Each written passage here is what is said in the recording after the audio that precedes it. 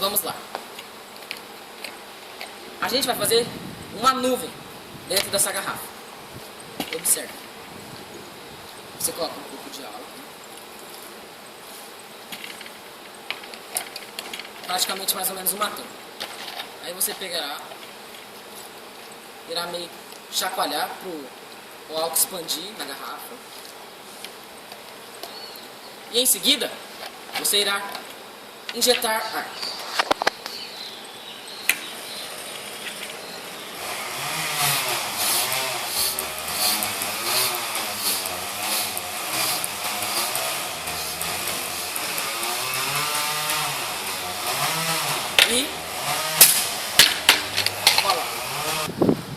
E adivinha o que acontece depois que injetamos o ar novamente?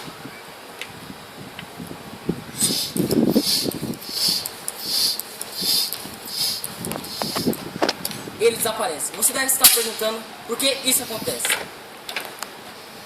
Isso acontece porque, na hora que chacoalhamos a garrafa, grande parte do álcool evapora, aí começamos a injetar o ar dentro da garrafa. Quando injetamos o ar dentro da garrafa, vai aumentando a pressão e significa maior pressão, maior temperatura, maior pressão. Então aqui temos um ambiente que está esquentando, está cheio do vapor do ar.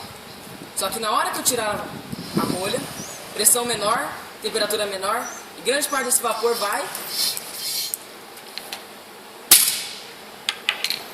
expandir.